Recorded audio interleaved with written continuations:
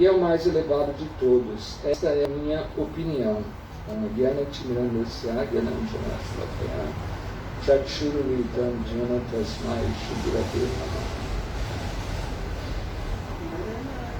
Então esse é o último verso do capítulo Jnana Yoga, do capítulo 6 do Bhagavad Gita. Nesse capítulo, Krishna ele fala sobre o processo de yoga, Ashtanga Yoga, processo que foi estabelecido por Patanjali.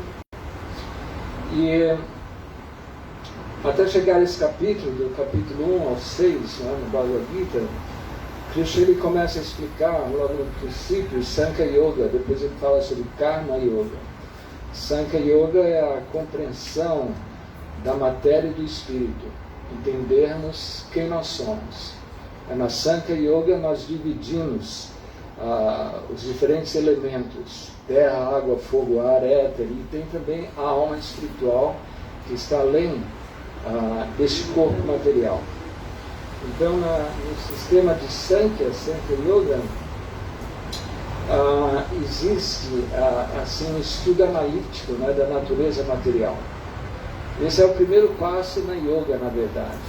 Se nós não temos uma compreensão do que é essa natureza material e de quem nós somos, nós não podemos fazer nenhum avanço na vida espiritual. Se nós ainda pensamos, agimos como um corpo material, então nós não podemos fazer avanço, porque nós não somos esse corpo material. Na Sankhya, na filosofia Sankhya, nós entendemos que nós somos transcendentais a este corpo material. Nesse Bhagavad Gita, Krishna explica que existem duas naturezas, a natureza superior e a natureza inferior. A natureza superior somos nós, a alma espiritual que está dentro do corpo material. E o corpo material, Prakriti, é um corpo formado de terra, água, fogo, ar, éter, inteligência, mente, ego. Então assim nós temos que fazer a divisão, temos que saber quem nós somos. Nós somos esse corpo ou somos a alma? Então essa é a primeira compreensão da yoga. Enquanto nós estivermos pensando, eu sou brasileiro, eu sou carioca, eu sou paulista, eu sou mineiro, eu sou Pedro, eu sou Maria, eu sou José, eu sou advogado, eu sou pedreiro. Enquanto nós tivermos essas inclinações, nós nunca vamos poder dar um passo real para a yoga. Não é? Porque às vezes na yoga a gente pensa, eu sou yogi, mas nem yogi nós somos. O que nós somos? Nós somos almas espirituais eternas. Então isso é o princípio de Sankhya Yoga. E depois que a gente explica um pouco sobre Karma Yoga, como que a alma espiritual ela tem que agir, ela tem que estar ocupada dentro dessa natureza material. Todos nós temos que agir dentro desse mundo material. Nós temos que comer, temos a demanda para a vida sexual, temos tantos desejos, tantas coisas. Então nós precisamos agir, ninguém pode ficar sem agir neste mundo material. As atividades desse mundo material, elas são naturais. O comer, o dormir, se acasalar, tudo isso é muito natural. Porém, as atividades que nós executamos no comer, dormir, acasalar, tudo tem que ser em relação com o Supremo. Porque a partir desse capítulo, né, do 6º capítulo, então começa a se explicar sobre esse Senhor Supremo, sobre a Suprema Personalidade de Deus. Então assim explica-se para Goma de Haribol. Então assim se explica como a alma espiritual ela tem que compreender esse Senhor Supremo e as suas ações elas têm que serem devotadas ao Senhor Supremo.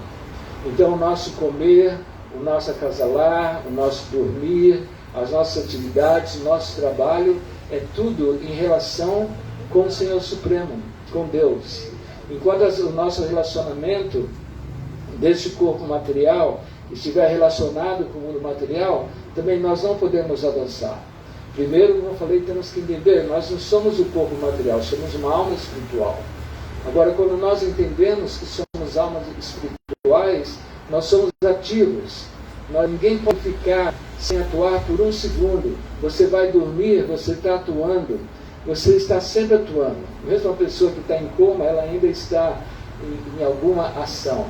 Então, quer dizer, ninguém pode parar de agir por nenhum momento. Então, como essa alma espiritual deve agir? Aí Krishna ele explica muito bem no capítulo 3 do Bhagavad Gita, Karma Yoga, como nós devemos ocupar as nossas atividades no serviço amoroso a Deus, no serviço amoroso a Krishna. Então, nosso comer ele se torna espiritual quando ele está relacionado com Deus, com Krishna. Todos nós temos que comer, todos nós temos que ir ao mercado para fazer compra. Mas se nós vamos ao mercado para fazer compra, para comprar uma comida, para cozinhar para a nossa satisfação, a satisfação de nossa língua, Krishna no Gita ele diz que isso é um pecado. Na verdade, quando nós tentamos fazer algo neste mundo material, que é para a nossa satisfação, nós vamos sofrer reações. É o karma. Toda ação tem uma reação. Então, se nós trabalhamos, nós cozinhamos para o nosso próprio prazer, nós vamos ter que ou sofrer ou desfrutar nesse mundo. E agora nós vamos, quando nós trabalhamos com o nosso dinheiro, nós compramos alimento no mercado. Quando vamos ao mercado, estamos meditando em Deus, em Krishna. Eu vou comprar essa fruta para Krishna. Eu vou comprar esse alimento que eu vou cozinhar, uma língua de Jagannatha para Krishna. Eu vou fazer algo para Krishna. Então você vai no mercado e você vai com essa consciência. Isso é yoga. É o que diz esse verso aqui, não é? O maior de todos os yogis é aquele que está pensando em mim, que está com a sua mente absorta em mim. Então quer dizer, você vai ao mercado fazer compra, você tem que estar absorto em Deus. Você está fazendo o seu dinheiro, trabalhando, você tem que estar absorto em Deus. Você tem que saber que aquele resultado do seu trabalho, ele é para ser usado na satisfação de Deus. Então isso é Karma Yoga. Ou seja, você ocupa os seus sentidos, as suas ações, tudo no serviço amoroso. Você chega em casa, ao invés de você ficar cozinhando, doido, com a sua língua ali agitada, pensando em comer aquela comida gostosa, não, você cozinha pacificamente, pensando na Suprema Personalidade de Deus. Você pensa em Deus, você pensa em Krishna, a sua meditação na cozinha é a meditação para satisfazer, você vai fazer o alimento para satisfazer a Krishna. Aí Krishna, bondosamente, ele deixa um pouquinho para nós, né, na forma da prachada. Então nós tomamos o alimento oferecido a Deus, tomamos o alimento prachada. Então esse alimento prachada é o alimento que irá nos purificar. Se nós comemos alimentos que não é oferecido a Deus, nós vamos sofrer reação por isso. E nós, pior ainda, nós não vamos avançar espiritualmente. Porque todo o processo do Bhakti Yoga é o processo de satisfazer a Krishna. Se nós estamos pensando em comer coisas gostosas, irmos ao restaurante para nós desfrutarmos da nossa língua, então nós não podemos fazer avanço espiritual. O avanço espiritual ele vem quando nós nos ocupamos no serviço amoroso a Deus. Então assim, todas as nossas atividades, né, eu falei sobre a casa lar também, você é casado, você é casada, você tem filhos em consciência de Krishna, você educa os seus filhos em consciência de Krishna, você oferece os seus filhos para Krishna. Ou seja, tudo pode ter, ou tudo deve ter uma relação com Krishna. Então, nesse Sankhya Yoga, entendemos, eu sou alma, eu não sou esse corpo material, eu não sou Pedro, eu não sou Maria. Enquanto nós vivemos com essas resignações, nós não podemos fazer nenhum avanço. Então, essas resignações, nós nos livramos dela pelo processo da consciência de Krishna, pelo processo de nos devotarmos a Krishna, pelo processo de oferecer o nosso serviço amoroso a Krishna, por oferecer o nosso alimento a Krishna, ou seja, tudo que está ao nosso redor, tudo que fazemos, deve ser como uma oferenda a Krishna. Você vai dormir, você pensa, eu vou descansar, porque eu vou estar descansado para servir a Krishna. Então você está constantemente em meditação, você está sempre pensando em Krishna, o que Krishna quer, como ele vai ficar satisfeito comigo. Então todas as nossas atividades, elas assim são voltadas a Krishna. Então a alma espiritual, entendendo isso, se ocupa no serviço amoroso e ela pratica diferentes processos dentro do serviço devocional, do qual o mais importante é o cantar, né? Esse cantar do mantra Hare Krishna, porque o cantar do mantra Hare Krishna, ele limpa a poeira do coração, que está acumulado por anos e anos e anos. Nós já passamos por muitas e muitas vidas, diferentes corpos, milhares de corpos. Na verdade, o Prabhupada nos ensina, existem 8.400.000 espécies de corpos diferentes. E nós já passamos por todos eles, até que nós chegamos a essa forma humana. Existem 8.400.000 espécies de desejos diferentes. Então, de acordo com o desejo que você tem, você vai obter um corpo. Você gosta muito de dormir? Que tal um corpo de urso, né? Que te satisfaz com esse corpo de urso. E assim vai, você pode imaginar qualquer tipo de prazer que você queira, você vai encontrar na forma animal, na forma vegetal. Então existem 8.400.000 espécies, nós já passamos por todas elas. E por uma misericórdia sem causa, imotivada, não? Tem o verso do Chaitanya Charitamrita, Brahmite Bhagavan Brahmate Kona Bhagavan Diva Guru Krishna Prasade Pai Bhakti Lata Bija, que nós estamos nesse mundo material, rotando, não é? Nesse mundo material, vamos, diferentes corpos, aqui e ali, vamos, subimos como uma roda gigante. Uma hora temos um corpo de semideus, semideus caem também, e aí temos um corpo de uma formiga, e vai assim, diferentes espécies. Mas, Guru Krishna Prasad Pai Bhakti Latabidya, pela misericórdia de um Guru, o mestre espiritual, ele vem e planta a semente da devoção em nosso coração, em nossos corações. Assim como essa foi a nossa fortuna, né? No verso dito Bhagavan, Brahmanda Brahmite Kona Bhagavan. Bhagavan significa afortunado.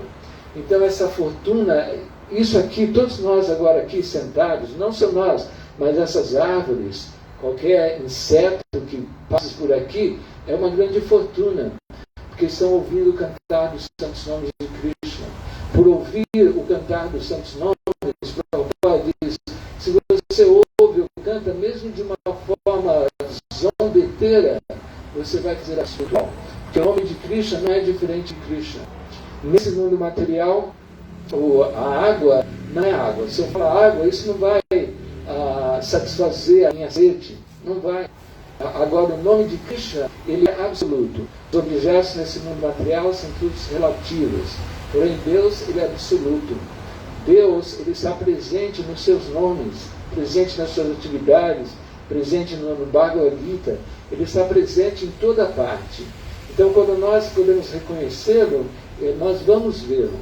Quando nós ouvimos o cantar dos santos nomes de Krishna, nós temos que entender, temos que ter essa compreensão que Krishna, ele está presente. Quando na Bíblia diz isso, né? Quando uma ou mais pessoas estiverem falando sobre mim, eu estarei presente. Isso é um conhecimento cristão. E é verdade. Quando uma pessoa ou mais esteja falando sobre Deus, sobre Krishna, então Deus está presente. Não é? Agora, talvez nós não estejamos vendo, mas à medida que nós vamos fazendo avanço espiritual, nós vamos realizando cada vez mais a presença de Deus, em tudo e em todos. E nós vamos ver que Ele está sempre ao nosso lado, a todo momento. Krishna está no coração, Krishna está nas árvores, Krishna está entre vocês, Krishna está em todas as partes. Essa é, na verdade, um sintoma de um devoto. Um devoto de Deus, um devoto de Krishna, ele vê todos como alma espiritual e Krishna residindo dentro do corpo de cada um. Por isso a Srila Bhaktisiddhanta Saraswati Thakur era o mestre espiritual de Prabhupada, né, do nosso fundador Acharya. E ele costumava dizer, quando os devotos vinham e ofereciam reverência a ele, ele dizia, Dasosmi. Dasosmi significa, eu sou seu servo. Porque ele entendia que Deus estava ali, em cada pessoa. Então, quando nós começamos a ver que Deus está presente em cada pessoa, nós começamos a respeitar as pessoas. Não é porque nós não respeitamos as pessoas porque nós não temos a compreensão. Você vê a pessoa com designação. É um homem, uma mulher, corintiano, flamenguista, isso, aquilo. Então você não tem uma compreensão, mas quando você vê que Deus está ali presente, você vai respeitar todas as entidades vivas. Por essa razão os devotos, eles são não violentos, não é? Porque eles não querem ver assim, o sofrimento das entidades vivas. Eles podem ver que Deus, Krishna, também está dentro de cada corpo material. Está em todas as partes. Krishna está em todas as partes. Então, assim, esse processo de bhakti, né, o processo de devoção, é um processo de misericórdia que vem do Guru. Bhagavan, somos todos afortunados. Por quê? Porque o Guru Krishna Prasada, Pai. O Guru, ele veio. Nós não pedimos. Quem foi que pediu para que venha uma pessoa santa e me ilumine? Nós não pedimos. Prabhupada, se vocês conhecem, tem alguém novo aqui que nunca veio aqui no templo? Você. Prabhupada é o nosso mestre espiritual, ele que trouxe esse movimento para o Ocidente. Quem já está aqui há 1 ano, menos de 1 ano? Tem bastante gente nova. 2 anos, 5 anos. Você já está mais de 5 anos, já mais de 5 anos. Tá bom. Então temos bastante gente nova. Então Prabhupada, ele iniciou esse movimento da consciência de Krishna. E quando ele veio, não é porque nós pedimos a ele. Não, ele era um velhinho. Ele tinha já idade, 65 anos. E assim ele vem sem dinheiro nenhum. Você vê, isso que é uma compreensão de Deus, né? Assim, a nossa filosofia também tem muito a ver com o cristianismo, ou o cristianismo tem muito a ver com a nossa filosofia, como aquele tipo quando criança, né? O Senhor é meu pastor, nada me faltará. Então, quer dizer, para você ter essa compreensão, não é tão fácil, não. Você ter a compreensão de que Deus vai lhe dar tudo. Nós estamos sempre muito preocupados com a nossa subsistência. Estamos sempre preocupados, se não trabalhar, não vai ter dinheiro, isso, aquilo, isso. Estamos sempre preocupados. Agora imagina, você tem 65 anos, você vem da Índia, você atravessa a Índia, você vem para cá num cargueiro, num navio. 70 anos, desculpa, 70 anos. E assim ele cruza todo. 65 foi o ano que ele chegou, né? 1965. Ele chegou em 1965 em Nova York. Ele cruzou todo o oceano para vir aqui. Ele tinha que acho que $7 no bolso. Então imagina uma pessoa com 70 anos, chega numa terra que é estranha, com $7 no bolso. Isso significa uma dependência completa em Deus. Completa. Tanto que ele teve 2 ataques cardíacos durante a sua viagem. Então já era uma pessoa que podia a qualquer momento sofrer ou morrer. Estava aqui no Ocidente, em Nova York, na maior cidade do mundo. Mas ele veio por quê? Porque ele tem a fé em Krishna. Porque ele sabe que sem Krishna nós nunca iremos ter uma vida feliz. A felicidade, ela acontece, ela vem quando nós entendemos que nós somos almas espirituais eternas. E não só isso, porque tem muitos yogis que têm essa compreensão, somos almas, e alguns dizem somos Deus também. Mas não, você quando chega à posição de entender que é uma alma, você tem que entender que você é uma alma, você é uma parte integrante de Deus. Você não é Deus. Não é? Tem filósofos que dizem, sim, eu sou uma alma, eu sou Deus, somos Deus. Mas não, nós não somos Deus. Qual o poder que nós temos? Não temos nenhum poder. Deus, ele é poderoso.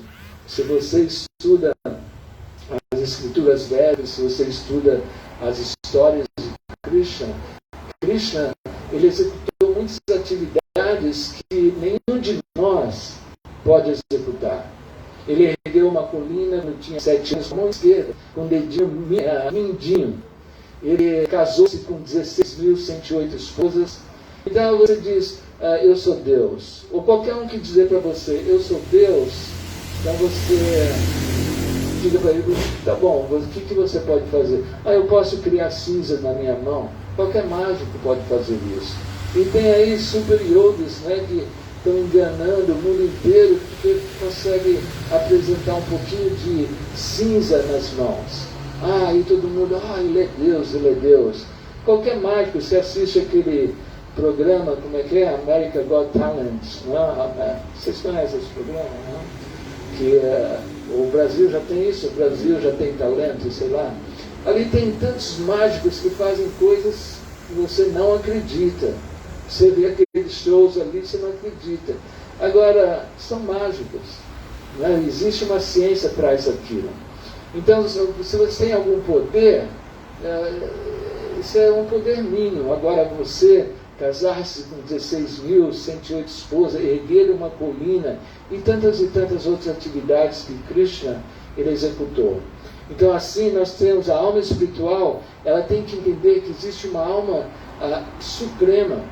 E nós temos uma relação com essa alma suprema. Não é como todo esse universo foi criado, simplesmente surgiu do nada. Não, uma pessoa suprema.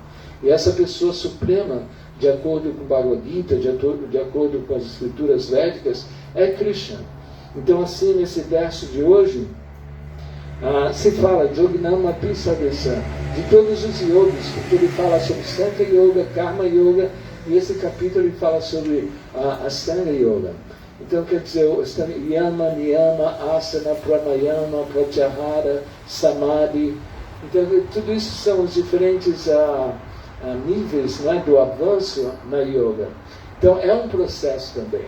Porém, é um processo que é impossível de ser praticado nesta era que nós vivemos, na era de Kali. Prabhupada explica num dos significados que talvez alguns yogis nos Himalaias eles conseguem praticar o processo da yoga, da Astanga Yoga, o processo dado por Patanjali. Mas é muito raro. Nós vivemos numa era que é impossível praticar yoga. Você vai ser em yoga. Outro dia eu estava caminhando ali no parque do Flamengo, tinha uma menina lá sentada no parque, cheio de gente andando. Isso não é yoga. Tá bom, ótimo, melhor estar assim, meditando em algo do que nada, não é? Mas não é ainda a yoga. Então é isso que eu queria falar. Não quero estender tanto. 6h48 para até 7, né? Esse capítulo fala sobre a Sankhya Yoga, o processo da yoga. Então eu selecionei alguns versos para vocês do capítulo, os versos que eu acho bastante interessante, para termos uma certa compreensão da yoga. Né?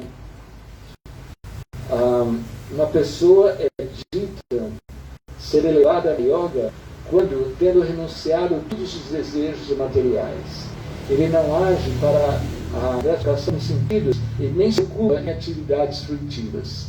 Então, esse aqui é logo no comecinho, isso aqui é o verso 4 desse capítulo 6. Então, eu quis ler isso porque, para nós entendermos o que é yoga, porque existem tantas academias de yoga, então não são academias de yoga, são academias de fitness, né, de você ficar saudável. A yoga, como nós conhecemos aqui no Ocidente, ela nos ajuda a nos situarmos de estarmos mais saudáveis. Mas isso não é yoga. Porque yoga, a palavra yoga vem de yukta, né, que significa religar, como religião, religar. Então, religar com o quê? Nós temos que nos conectar com o Supremo. Isso que é yoga. Yoga significa que nós nos conectamos com o Supremo. Então, no Bhagavad Gita é dado o processo de bhakti, como o Krishna falou nesse verso que estudamos. É interessante que fala nesse verso, ele não atua para a gratificação dos sentidos e nem se ocupa em atividades frutivas. Então, você vê, a yoga de hoje, como nós conhecemos, a pessoa vai lá, faz yoga, aí termina yoga, vai para o barzinho tomar uma cerveja, isso e aquilo. Não, você não se ocupa em atividades materiais. No processo de yoga é proibido atividades materiais. Então nós falamos aqui sobre comer, né? Você come prashara, alimento, mas o yogi ele quase nem come, o verdadeiro yogi. E assim, não se ocupe em atividades fruitivas, ou seja, se ocupar, como eu falei, karma yoga, né, o sistema karma kanda, o sistema de karma, onde você se ocupa para obter resultados daquele seu trabalho. Se você atua de uma forma piedosa, você vai receber piedade. Se você atua de uma forma maldosa, você vai sofrer nesse mundo. Então, quer dizer, nem assim eles se ocupam. Eles não se ocupam. Eles se ocupam simplesmente em meditação. Aí depois vem o verso 5. Uma pessoa deve se libertar com a ajuda de sua mente e não se degradar. A mente é amiga da alma condicionada, assim como a sua inimiga. Então, quer dizer, a mente, esse é o processo de yoga. O processo mais importante é você aprender a controlar a sua mente, controlar os seus sentidos. Yama Niyama, Yama Niyama Asana. Antes mesmo de você executar as posturas, né, de asana, os seus asanas, postura de sentar e diferentes posturas que nós vemos nas academias de yoga, antes disso você tem que aprender a como controlar os seus sentidos, como controlar a sua mente. Então isso é muito complicado nos dias de hoje. Você não consegue controlar a mente. É algo muito difícil, muito complicado, principalmente nessa era de Kala, essa era que nós vivemos. Mais à frente, a Arjuna, que é o guerreiro, né? Krishna é o quadrigário de Arjuna. Aqui eles estão, você que está chegando agora, o Bhagavad Gita fala no meio de uma guerra, a batalha de Kurukshetra. E Arjuna é um príncipe, um guerreiro, e Krishna, ele é o amigo de Arjuna. E Krishna, ele aceita a posição, se ele é Deus, ele nunca perde a sua posição absoluta. Embora ele seja Deus, a pessoa suprema, ele aceitou uma posição de servo de Arjuna como quadrigário de Arjuna. E assim Krishna, ele leva Arjuna durante toda a batalha. E assim, antes de acontecer a batalha, acontece o Bhagavad Gita. Né? Krishna começa a dar instruções espirituais para Arjuna. E é quando Krishna fala sobre esses versos, Sankhya Yoga, e aí Arjuna fala, mas Krishna, esse sistema de yoga que você está propondo é impossível para mim. Porque é mais fácil controlar o vento do que... ou seja, é impossível controlar o vento. Ninguém pode controlar o vento. E assim Krishna explica que através do processo de desapego, o processo de prática, você tem que praticar o controle dos sentidos. O capítulo 2 dá um exemplo muito bom sobre o controle dos sentidos. Ele diz que uma pessoa sábia, um yogi, ele é como a tartaruga. Ele dá o exemplo da tartaruga. A tartaruga, quando vê o perigo, a tartaruga encolhe os seus membros. Então, assim, o yogi, quando ele percebe que os seus sentidos estão se desviando do objetivo de alcançar o Supremo, então ele retrai os seus sentidos. Então, por isso que já diz, você pode controlar a sua mente pela prática do desapego das coisas materiais e também pela prática constante. Você tem que praticar o processo da yoga. Então, assim, aquele que conquistou a mente é o melhor amigo. Imagina, se você não controla a sua mente é o seu pior inimigo. Você tem que fazer amizade com a sua mente. Porque a mente nos leva para... A mente, ela está perdida, solta, se ela é nossa inimiga. Nos leva para diferentes lugares que vai só ser como se diz, é uma negação, é algo muito negativo assim, para a nossa vida espiritual. Nós temos que saber como controlar a mente ela se torna nossa amiga. Existe o termo Goswami. Goswami significa, Swami é o Senhor, Go é o da mente. Então um yogi, ele é um Goswami, né? Ele pratica a prática de devoção a Deus, e porque ele está com a sua mente em Deus, então automaticamente a sua mente ela é controlada. Então a mente não pode ser controlada se não tem algo superior. É como uma criança. A criança está ali fazendo bagunça. Está fazendo a maior bagunça, aí o que você faz? Você vai bater na criança? Não adianta. Ela vai chorar, espernear. Você dá um brinquedo para a criança, você ocupa a criança, ela vai ficar quieta, vai lá fazer os desenhinhos dela, se ocupa. Aí a criança fica quieta. Então assim que nós devemos controlar a nossa mente. Nós fazemos a nossa mente ser nossa amiga por ocupá-la em algo superior. E esse algo superior é a prática da consciência de Krishna. A prática de oferecer a nossa vida a Krishna, a prática de oferecer nossos alimentos a Krishna, a prática de cantar os santos nomes de Krishna. Um transcendentalista deve ocupar o seu corpo, mente, em relação com o Supremo. Ele deve viver sozinho no local sagrado e secura, um lugar esmo, né? Um lugar recluso. Obrigado. Um lugar recluso. Ele deve meditar em mim dentro do coração e fazer de mim a meta última. Então, quer dizer, isso também já é quase que impossível para nós, essa prática. Viver num lugar recluso. Como? Por isso no Bhagavad Gita, Arjuna estava no meio de uma guerra. Como é que ele ia para um lugar recluso? Então é impossível. Assim, praticando o controle da mente, do corpo, o transcendentalista místico, com a sua mente regulada, alcança o reino de Deus, acabando assim com a existência material. O yogi, cuja mente é fixa em mim, alcança a perfeição da felicidade transcendental. Então, felicidade é vida espiritual. Essa felicidade que nós conhecemos nesse mundo é a felicidade do tolo. O tolo, ele é feliz porque ele não sabe o que é a verdadeira felicidade. Né? Existem os dois tipos de tolo. O tolo que é feliz porque não entende nada, para ele está tudo bom, ou então aquela pessoa que é feliz, que ela é consciente de Deus, ela tem a sua espiritualidade. Então aí quando Arjuna diz, esse sistema de yoga, ele é imprático para mim. A mente, ela é muito agitada e turbulenta. Então eu acho que ela é mais difícil controlar, é mais difícil do que controlar o vento. Aí quando o Krishna diz, já citei isso, né, que ela é possível quando nós nos ocupamos em consciência de Deus, em consciência de Krishna, em cantar os santos nomes de Krishna. Então quer dizer, nesse verso de hoje, Yoginam api sarvasam madgatanam taratmana.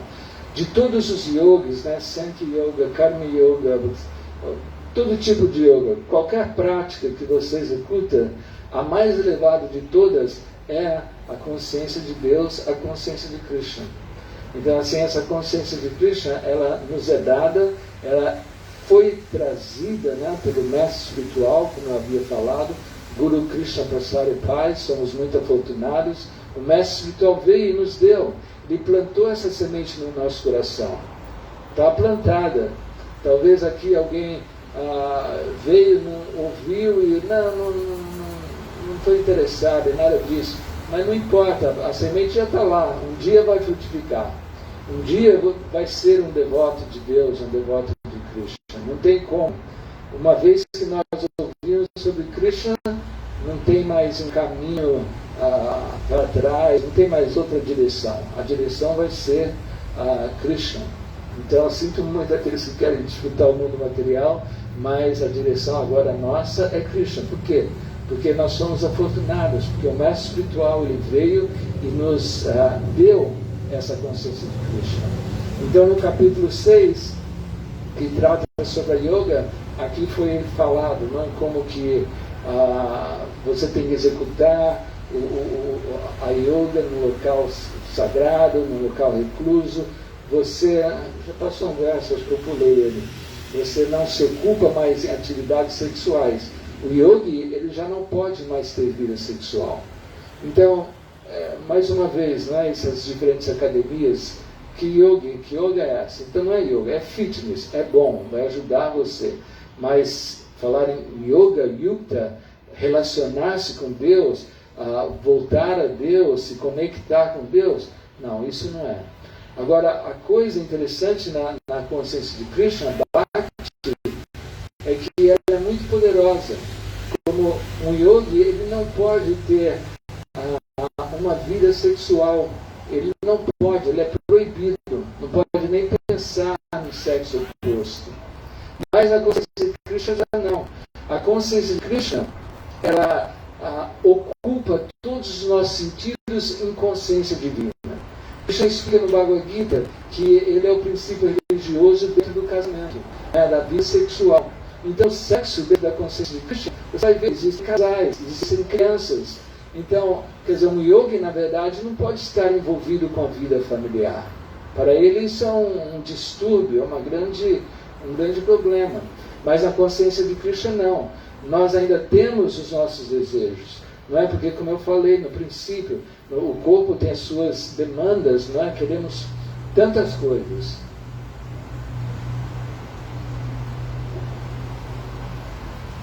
Agora, nós não podemos abandonar essas tantas coisas, comer algo gostoso. Não, vamos fazer isso algo gostoso para Krishna, oferecer a Ele e vamos tomar os remanentes de Krishna.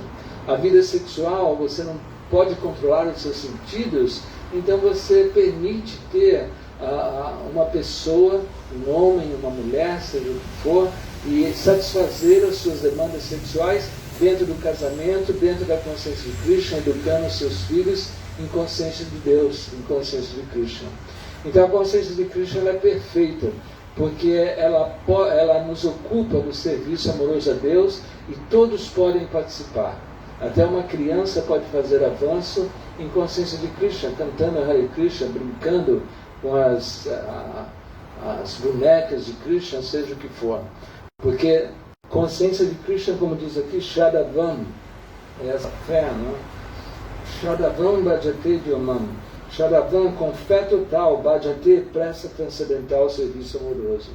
Você tem que ter essa fé na Suprema Personalidade de Deus. Você tem que ter essa fé em Deus e assim executar o serviço amoroso. Então você é o maior de todos os yogis. Né? Esses yogis, os Himalaias, você pode ser superior a eles. Qualquer um pode ser superior a esses yogis austeros, ascéticos que estão nas cavernas. Isso é possível pelo processo simples da consciência de Krishna. Então, simplesmente por cantar, não é, os santos nomes de Krishna, nós começamos esse processo da consciência de Krishna. Então, o processo é muito simples. É dito que existem 9 processos no serviço devocional, no serviço amoroso a Deus. Ele começa com Shravana. Shravana significa ouvir. Shravana Kirtana Vishnu Smarana. Shravana, ouvir sobre Deus. Kirtana, você fala sobre Deus, você canta os nomes de Deus. Né? E Vishnu Smarana, você se lembra de Deus, você está pensando em Deus, você adora Deus, você faz amizades com Deus, você estuda esses livros, você vai avançando espiritualmente, você vai chegar a um ponto que você vai entender que Deus é o seu amigo, Ele está do seu lado, você pode brincar com Ele, você pode falar com Ele, você pode ter atividades com Ele. É uma pessoa, Deus é uma pessoa. Se Deus existe, né, o George Harrison falava isso, se Deus existe, eu quero conhecê-lo. Então, como você vai conhecer o impessoal, ou conhecer o vazio? Não, você vai conhecer a pessoa. Então é descrito nos Vedas que Krishna é a Suprema Personalidade de Deus. É dito Ishvara Parama Krishna Satchidananda Vigraha Anadiradir Govinda Savakarana Karana. Que Krishna é a Suprema Personalidade de Deus. Ele é a Suprema Personalidade de Deus que deve ser adorada. Então imagine, nós podemos desenvolver um relacionamento com Deus, podemos ver Deus face a face. E se vocês veem nas ilustrações, Krishna é uma pessoa muito bela, Krishna é uma pessoa toda atrativa, toda atraente, as suas atividades são todas atrativas. Ele é uma pessoa, a pessoa suprema atraente. Então quer dizer, nós podemos conhecer conhecer Deus, vê-lo, brincar com Ele e termos atividades transcendentais com Ele. Então isso é o verso de hoje que nós temos que desenvolver esse amor. Yoginamapi Sarishan, de todos os yogis, Magananta Atmana, aquele que se refugia em mim, aquele que pensa em mim. Então é como você vai pensar em Krishna. Aí quando você se torna maduro na consciência de Krishna, você começa a entender as lilas de Krishna, os passatempos de Krishna, aí você começa a pensar na forma pessoal de Deus. Como aqui no templo nós somos o Senhor Jagannatha, né? Então, com total fé, ele presta transcendental serviço amoroso. Então, Yutatama, ele é o maior de todos os yogis. Yutatama, Same Yutatamo Mata. Ele é o maior de todos os yogis. Então, acho que ainda está são 7 horas. Então, muito obrigado pela atenção de vocês. Se vocês tiverem alguma pergunta, obrigado. Alguma dúvida? A primeira você que está chegando aí a primeira vez, tem alguma dúvida? Você tem dúvida até hoje? Você tem dúvida, Paravel? Ele já está com 50 anos no movimento, ainda tem dúvida, olha só. Tem um autor que ele diz quando Krishna diz que o Arjuna fala mais difícil provavelmente controlar vento. E esse vento é o pranayama, é controlar o prana, né? Os yogis fazem, né? Que controlar o ar dentro, sabe? Então alguns autores eles dizem que Arjuna falou isso na relação ao prana, a nossa vontade do corpo interno. E mesmo o nosso vento dentro do trabalho dele, também tem a tradução. Mas aí então nós temos que perguntar para a pessoa que pratica pranayama se ela tem facilidade de controlar os sentidos externos. Será que ela tem essa facilidade? Então por isso esse Bhagavad Gita, o Bhagavad Gita como ele é, não é? Krishna ele explica as coisas como elas são. Então quer dizer, muitos filósofos eles dão diferentes interpretações do Gita, diferentes ideias, mas aqui não, aqui o Bhagavad Gita, Krishna está falando e nós temos que simplesmente ouvir. E o processo da consciência de Krishna, que é um processo científico, ele é um processo de parampara. Parampara significa uma sucessão discipular. Então esse conhecimento, por exemplo, Prabhupada nos trouxe esse conhecimento. Mas não é que ele pegou um livro e traduziu e escreveu lá, achou que ele queria escrever. Não, isso aí vem de uma sucessão discipular de mestres espirituais desde o tempo de Krishna.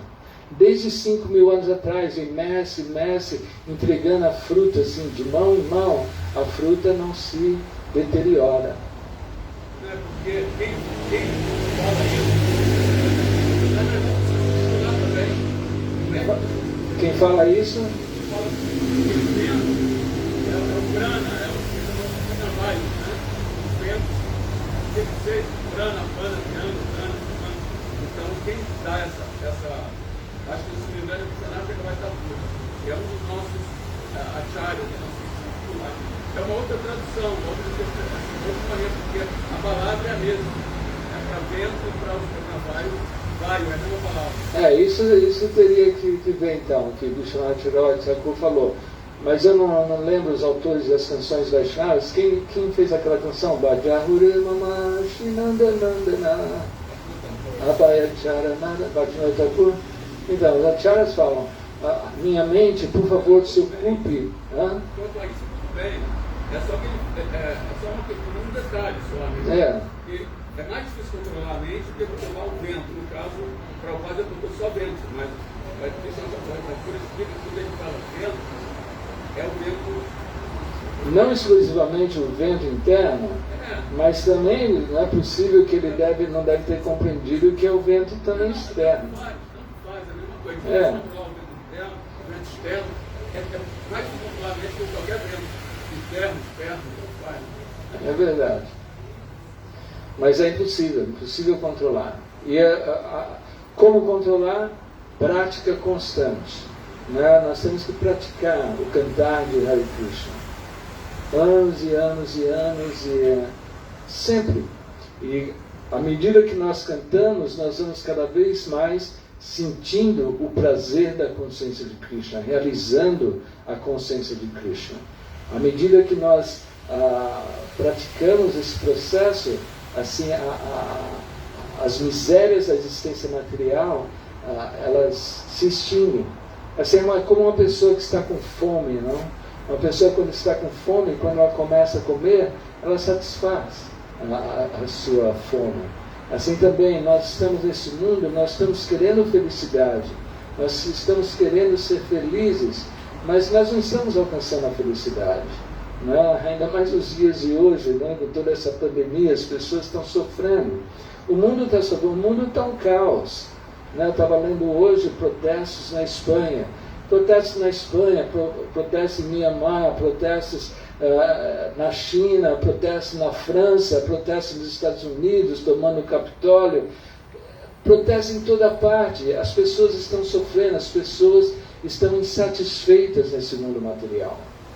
E esse mundo material, a civilização nunca chegou num ponto tão avançado no sentido de nós temos facilidades nesse mundo, temos boa comida, ar-condicionado, bons carros, a tecnologia super avançada, tudo avançado, a ciência avançando, dizem que foram em Marte, os robôs e tantas coisas, mas cada vez mais a sociedade está sofrendo, cada vez mais a sociedade está perdida, as pessoas estão perdidas. Então a única coisa que vai nos salvar, que vai nos trazer felicidade, que é a consciência de Krishna. Isso não existe nenhuma dúvida. Isso são devotos no mundo inteiro. A Sociedade Internacional para a Consciência de Krishna tem devotos no mundo inteiro. Hoje nós estamos reunidos aqui, mas em diferentes lugares nós estamos reunidos. Então, isso é o que vai realmente satisfazer os nossos sentidos e a nossa ânsia de felicidade. É Deus, Krishna.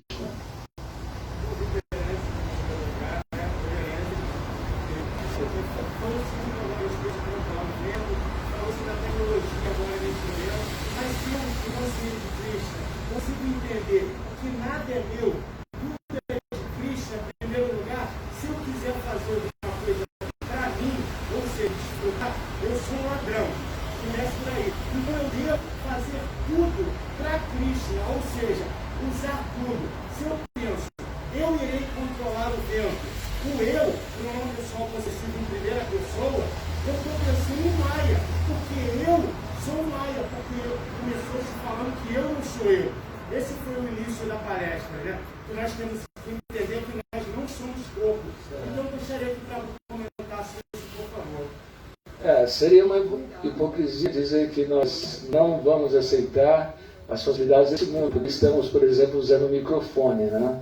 Então tudo realmente deve ser usado na consciência de Deus e a compreensão de um Vaishnava, de um devoto, que nós não temos nada. Tudo é uma energia divina. Nós só vamos estar ocupados nessa energia divina. Nós não estamos ocupando as facilidades deste mundo material para o nosso prazer, mas sim para o prazer de Deus, para o prazer de Krishna. Então qualquer coisa que você faça, como estávamos explicando, para a satisfação de Krishna, você pode usar qualquer coisa nesse mundo para a satisfação de Krishna. Ser rico não é um problema, você pode ser rico, mas se você não sabe usar essa riqueza no serviço amoroso a Deus, então isso não ajuda em nada. Então assim, quando nós estamos com essa consciência plena de Deus, automaticamente a nossa mente está controlada. Nem existe um esforço separado.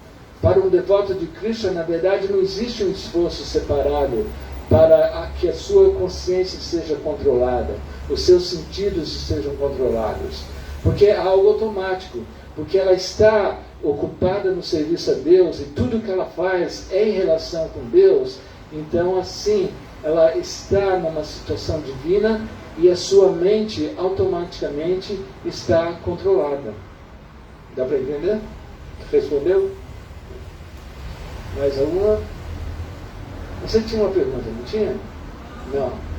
Alguém mais? Então vamos ficar aqui, né? Então, muito obrigado, Hare Krishna, foi um prazer aqui estar no templo.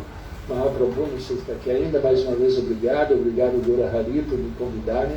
Hare Krishna, todas as glórias ao Prabhupada.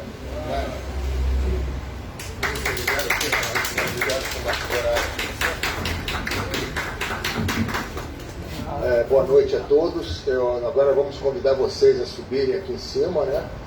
Então, faz parte do projeto, do processo de Bhakti Yoga que a Sananda Prabhu comentou aqui, também além do cantar dos santos nomes, né, e também se associar